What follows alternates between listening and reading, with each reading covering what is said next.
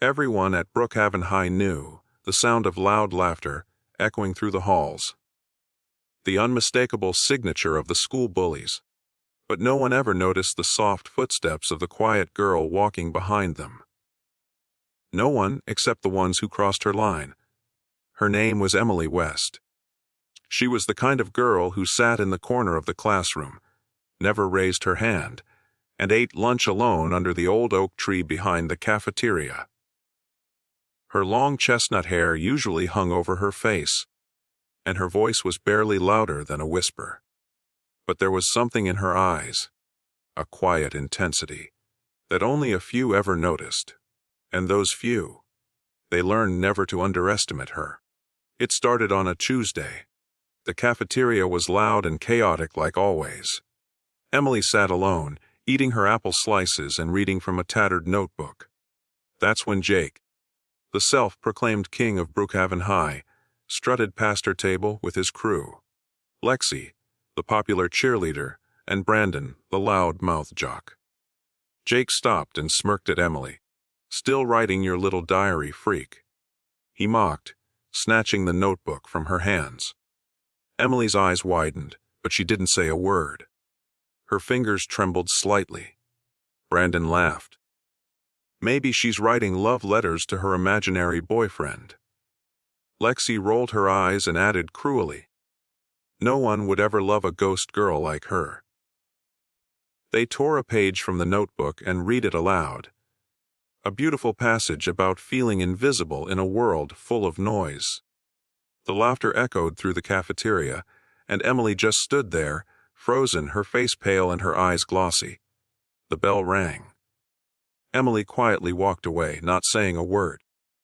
But something changed in her eyes that day. A fire ignited. The next day, whispers spread through the school. Jake's video presentation, which he was supposed to give in history class, suddenly glitched in front of everyone.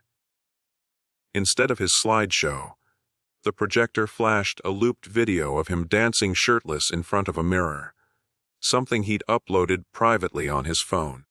The class erupted in laughter. Jake turned red, shouting that someone hacked him. That same afternoon, Lexi walked into the girls' locker room to find dozens of posters plastered on the walls. Edited photos of her gossiping, each with fake, embarrassing quotes that looked painfully real. People were taking pictures, laughing, whispering. Brandon was next.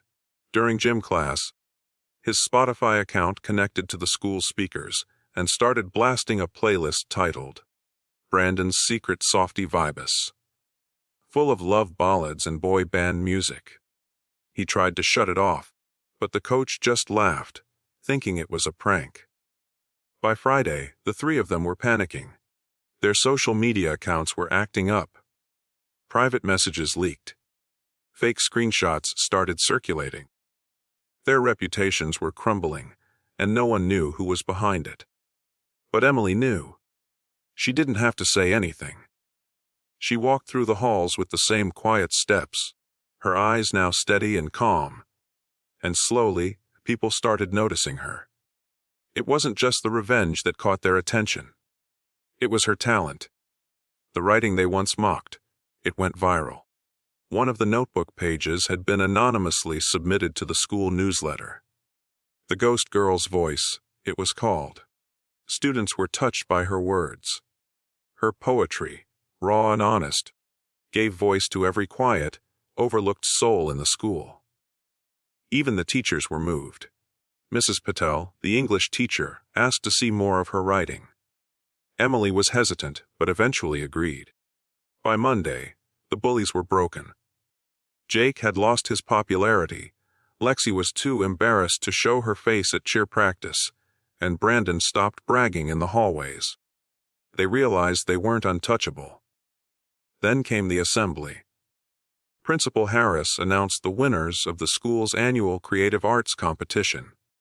Emily's story, The Invisible Hurricane, had won first place.